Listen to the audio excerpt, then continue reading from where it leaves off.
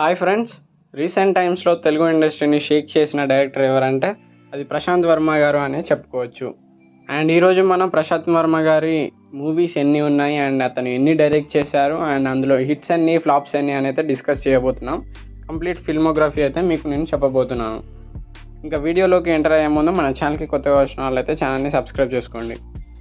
First of all Prashanth Varma garu short films అయితే direct చేయడం జరిగింది. అందులో ఫస్ట్ వన్ వచ్చేసి 2011లో దీనమ్మ జీవితం అని ఒక డెబ్యూ షార్ట్ ఫిల్మ్ని అయితే ఇతను డైరెక్ట్ చేయడం జరిగింది. అండ్ సెకండ్ షార్ట్ ఫిల్మ్ వచ్చేసి 2014లో సైలెంట్ మెలోడీ అని తీశారు.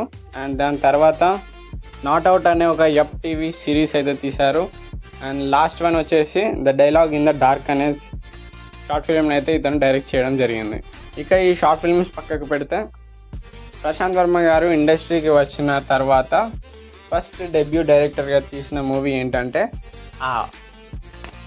ఈ మూవీ పేరు అని ఎందుకు పెట్టారంటే ఈ మూవీలో మూమెంట్స్ అనేవి ఉంటాయి, అంటే షాకింగ్ మూమెంట్స్ అయితే ఉంటాయి ఈ మూవీలో, అందుకే ఈ మూవీ పేరు అని పెట్టారు. అండ్ ఈ మూవీలో కాజల్ గారు మెయిన్ లీడ్గా యాక్ట్ అయితే చేయడం జరిగింది. ఈ మూవీ కాన్సెప్ట్ చాలామందికి అయితే ఎక్కలేదు, అప్పుడు చాలామందికి అర్థం కాక ఈ మూవీని అయితే ఫ్లాప్ చేసి పడేశారు. కానీ ఇప్పుడు రీసెంట్ టైమ్స్లో గామి మూవీ కూడా సేమ్ కాన్సెప్ట్ మీద రావడం జరిగింది అండ్ ఆ మూవీ హిట్ కూడా కొట్టింది. మీరు ఒకవేళ ఆ మూవీ చూడకపోయి ఉంటే నెట్ఫ్లిక్స్లో స్ట్రీమ్ అవుతుంది, చూసేయండి. అండ్ నెక్స్ట్ 2019లో కల్కి మూవీని రాజశేఖర్ గారితో తీయడం అయితే జరిగింది అండ్ ఈ మూవీ కూడా యావరేజ్గా నిలిచింది. ఇక 2021లో తన ఫ్రెండ్ అయిన తేజ సజ్జా గారితో కలిసి జాంబీ రెడ్డి మూవీ అయితే తీయడం జరిగింది అండ్ అది బ్లాక్ బస్టర్ అయింది. అది మన అందరికీ కూడా తెలుసు. ఆ మూవీని పోస్ట్ కోవిడ్ టైంలో రిలీజ్ చేయాలనుకున్నారు, కానీ కోవిడ్ టైమ్స్ వల్ల కోవిడ్ తర్వాతనైతే రిలీజ్ చేయడం జరిగింది. అండ్ దాని తర్వాత అది చాలా పెద్ద హిట్ అయింది and that is one of the first movie of zombies in our Telugu industry. And ఇంకొక మూవీ కూడా తేజ సజ్జా గారితో చేయడం జరిగింది, కానీ అందులో ఈ ప్రశాంత్ వర్మ గారు డైరెక్టర్గా చేయలేదు, స్టోరీ అయితే రాసి అందించడం జరిగింది. అండ్ ఆ మూవీ పేరు ఏంటి అంటే అద్భుతం మూవీ. అండ్ ఈ మూవీ కూడా చాలా బాగుంటుంది. ప్యారలల్ వరల్డ్స్లో ఉన్న ఒక అమ్మాయి ఒక అబ్బాయి కలవడం అయితే జరుగుతుంది అండ్ ఈ స్టోరీ కాన్సెప్ట్ మొత్తం డిఫరెంట్గా ఉంటుంది, కానీ చాలా బాగుంటుంది. ఇంకొక unreleased movie in our Telugu industry ఏంటంటే దట్ ఈజ్ మహాలక్ష్మి మూవీ.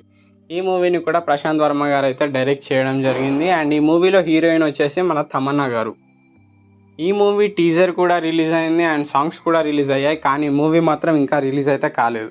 అఫీషియల్గా రిలీజ్ అయినట్టు 2022లో అందరూ అన్నారు, కానీ ఆ మూవీ ఎవరు అయితే చూడలేదు అండ్ ఎప్పుడు రిలీజ్ అయిందో ఎప్పుడు వెళ్ళిందో కూడా ఎవరికి తెలియదు.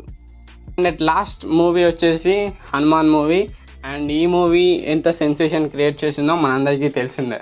మూవీ పాన్ ఇండియాలో చాలా హై లెవెల్లో అయితే హిట్ కావడం జరిగింది అండ్ బాక్స్ ఆఫీస్ దగ్గర చాలా మంచి కలెక్షన్స్ అయితే రాబట్టుకుంది. ఈ మూవీ లిమిటెడ్ బడ్జెట్తో తీసినప్పటికీ మంచి విజువల్స్తో మంచి సాంగ్స్ ఉండడం వల్ల అండ్ స్క్రీన్ ప్లే డైరెక్షన్ అన్ని ప్రశాంత్ వర్మ గారు చాలా జాగ్రత్తగా తీసుకోవడం వల్ల ఈ మూవీ అయితే చాలా బాగా హిట్ అయింది.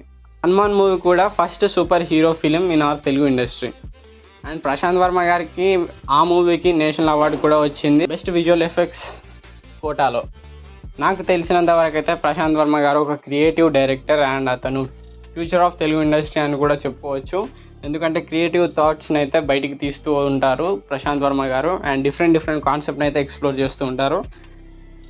ఫస్ట్ మూవీ అయినా ఆ మూవీ అయితే యావరేజ్గా నిలిచింది అండ్ 2019లో రిలీజ్ అయిన కల్కి మూవీ ఏమో యావరేజ్గా నిలిచింది అండ్ 2021లో రిలీజ్ అయిన zombie Reddy movie super hit అయింది అండ్ 2021లో రిలీజ్ అయిన అద్భుతం మూవీకి తన స్టోరీ అందించారు అండ్ ఆ మూవీ కూడా హిట్ అయింది.